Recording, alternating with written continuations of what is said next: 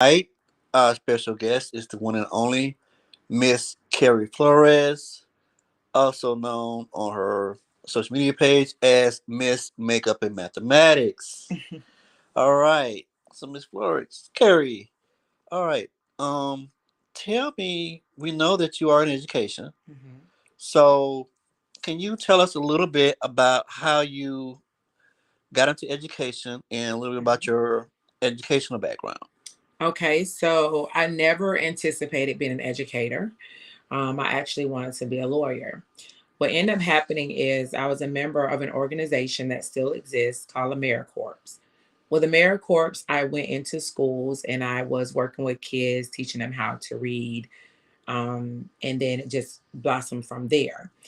As I was working with kids in different areas, and I also had opportunity to sort of kind of shift over into mathematics, I noticed that there was a gap. My passion bloomed from that point forward. I worked at Payne College for a year, and what I saw was there were a lot of students coming into school with mathematical deficits, and they had to take remedial math courses. And this was not just at this particular college, this was a common theme, especially for a lot of African American children. And being that I was always strong in math, and I recognized the fact that in my classes, even through high school, as I moved up, the number of children who looked like me decreased. So that honestly drove my passion for entering into the field, because I wanted Black and Brown children to know that you can do math. You just need someone who's invested in you, and someone who believes in you, and someone who's unwilling to give up on you. And my career started. Okay. Wow, very interesting. Very good to know. Mhm. Okay. So can you tell us that passion that you, because I know you personally, and I know that you still have that drive and that passion. Mhm. Mhm. So tell me, how does that passion translate into your motivation and your teaching skills in the class? So How does that translate into how you operate into the classroom? I'm no longer in the class, but when I was in the class, and even now in my current position, you stay focused on your why. Every time you read an article, teachers don't get paid enough, teachers are overworked, teachers are this, all of that stuff is true. It is. But education is my second career. And all of the things that were said about or are said about education and teaching can be said about a lot of other careers as well. But for me, I stay focused on my why.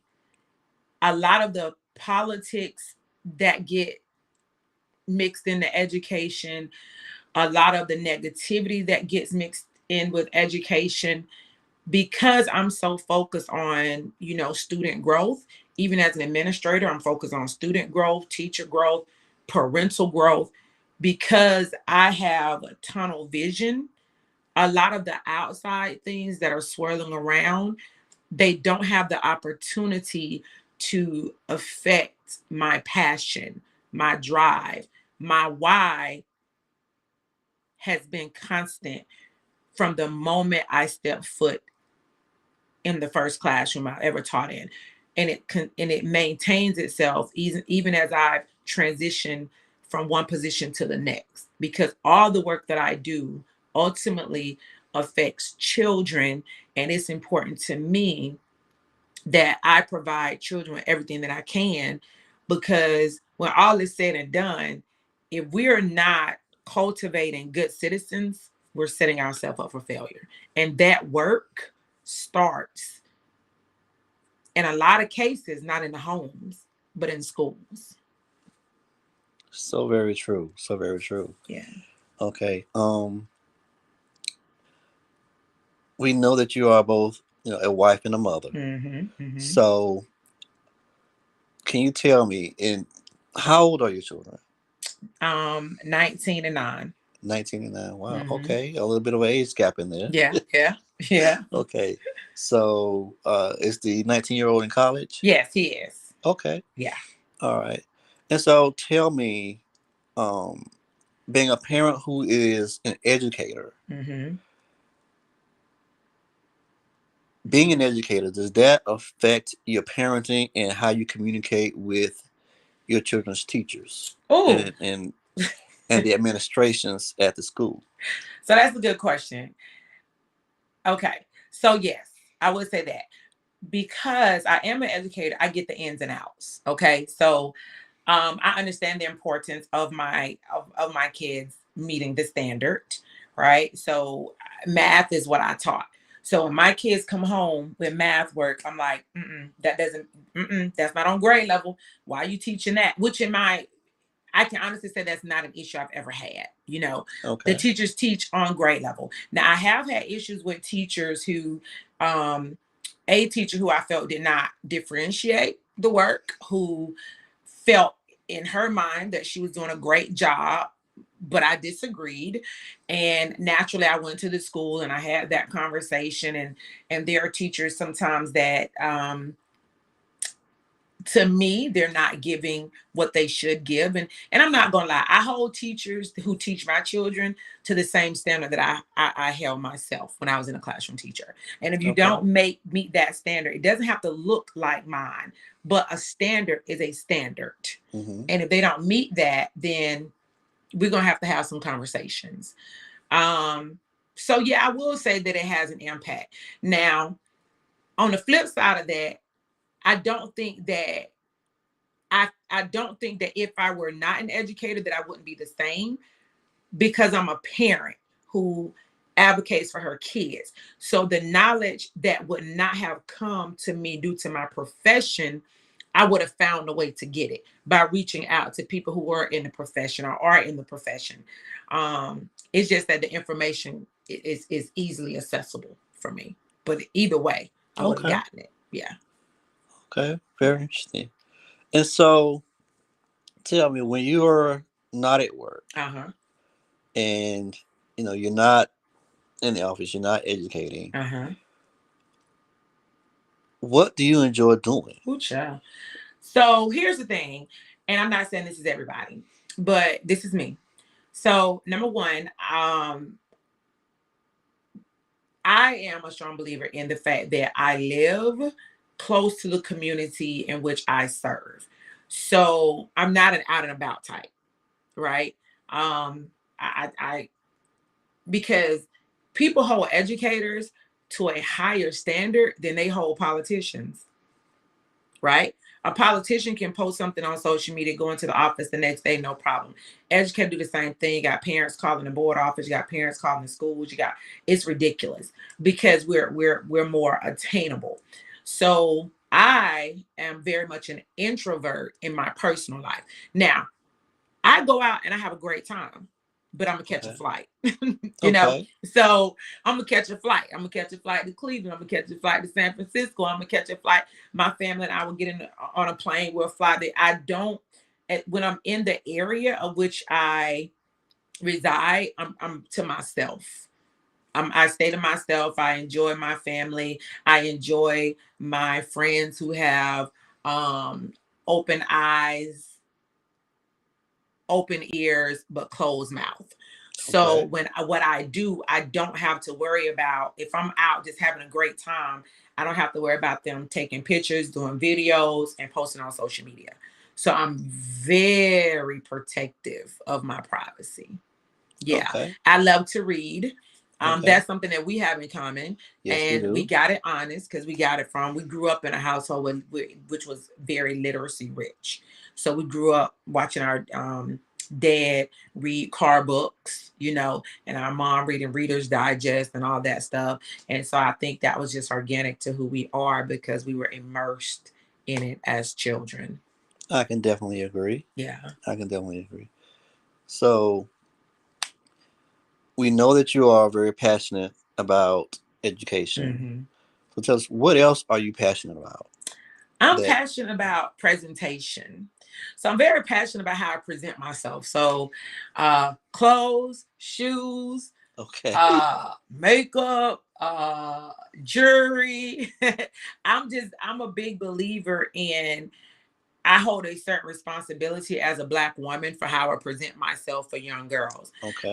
and a professional Black woman. And the reason being is because, my mother worked in a factory. So she either had church clothes, work clothes, or super casual clothes.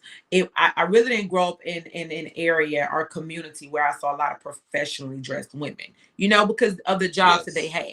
They were hardworking Understandable. women, Mm-hmm. in a lot of cases educated women, Okay. but due to the dynamics of their job, they didn't have to put on the suit, the Okay. heels. And so to me, I'm very passionate about that. Whenever I step out in certain settings, I'm passionate about that. um I'm passionate about my kids, you know I'm passionate about I call it my nucleus. Okay. My kids, my brother, my husband, my parents. I'm very passionate about you guys. And as the song go, I'll go to 0 to 100 real quick. Okay. Unapologetically. Okay. They can have the degrees, they can have the certificates, about y'all. And that's just being real. Yeah. So I'd say let the bear hibernate when it come to y'all. Just let it Okay. rest. Okay. Yeah. All right, so tell me something about Carrie that maybe even a close friend may not know about her. Ooh. Because we want to peel back the layers this evening to, Right. That about the I different hats that Carrie wears and who she is as a human Yeah. being. Because we know that you're an educator, and we Uh-huh. you know we know that you're a mother, but you're also Yeah. a woman. You're a human being. You're a person. So you have your own personality, your own character, your own likes and your own dislikes. And we just like to know just a little bit about what those are. So I think that people think that I love being surrounded by people all the time. And I don't. I love spending time by myself. Okay. I love sitting with myself. I love reflecting about how I can be a better me. Um, I love taking myself out to dinner, Oh wow, right? very interesting. Um, I really pride myself on taking time with me by myself, because I think honestly a lot of reasons why some women end up in situations that are unhealthy is because they have a fear of being alone. Um, Mm, I know, interesting. yeah, I know it's very controversial when I say I don't believe in shacking up, right? I did it for 3 months. Yeah. Until I got, and then I got married. So even when I was dating my husband, we did not live together until, it was time to say I do. And the reason for that is because so many people that I knew, people my age, they were in toxic and unhealthy relationships, but they had a fear of being alone. They had a fear of being able to pay the bills alone. They had a fear of sleeping alone. They had a fear of ending up alone. And those are all fears that I've never had.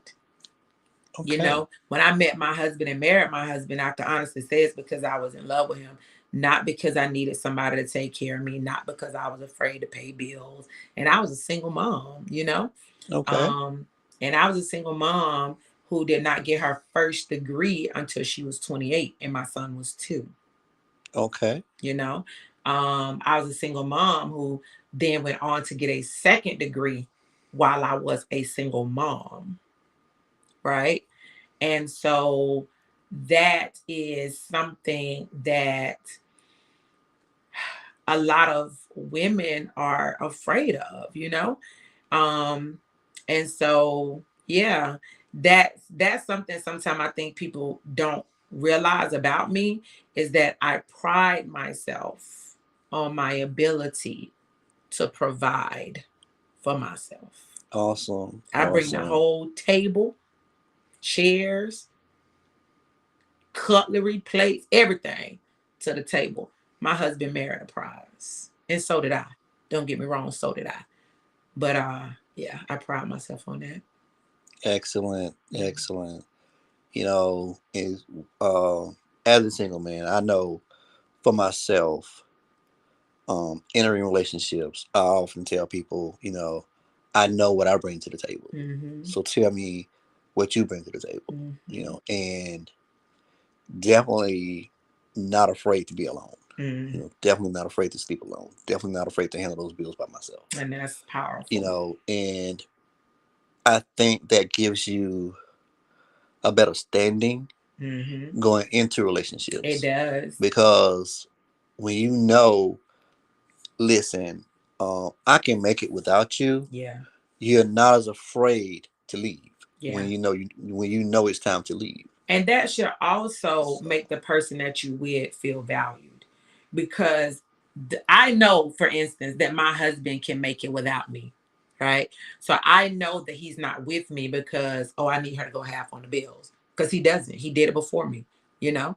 And so that makes me feel like, I'm not I need a roof over my head type of relationship, Um, he knows that I can take care of myself. So he knows that I'm with him, not for what he can do for me, but because I love him and I want to be here, and because we make each other stronger. But we are strong individually as well. So I feel okay, like that should make I I think it should make your partner feel validated about your presence. I really do.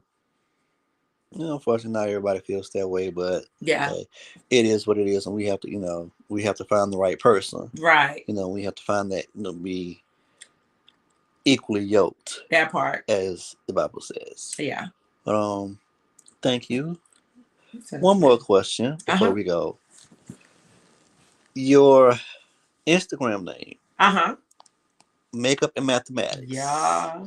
Okay, can you tell us just a little bit about where that name came from?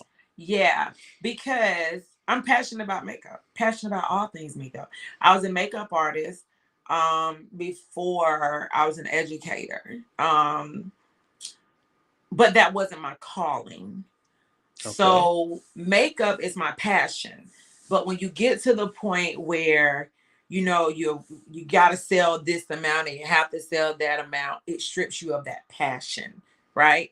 Um Educated Being an educator, mathematics is my thing. That's my calling, because even though the difference between a passion and a calling to me is when it's your calling, mm-hmm. there are no such things as barriers that will make you want to alienate what you're doing on a professional level. Okay, When it's your passion, you need a freedom that cannot be limited by boundaries. You're just not willing to deal with the boundaries or the barriers, okay, right? With being an educator, mathematics specifically, yeah, there were barriers, but I would focus on finding a solution. How okay, can I remove this barrier? When I'm okay. doing makeup, Wonderful. I'm gonna do what I do now. If I want to wear black, I'm gonna wear black. I don't care what you say. If I want to wear green lipstick, I'm gonna wear green. I don't care what you say. But with education, when I was presented with barriers, it was like, okay, what can I do to navigate around this barrier? Or what's a solution? I'm very solution based. So no matter what, because it was my calling, I'm not willing to give up on it. With makeup, hey, I got my palette, so I'm good. you know. Okay, But yeah, all that was a right. good question. Well, thank you. It's been a wonderful interview. Thank I have you. enjoyed speaking with you this evening. Thank you.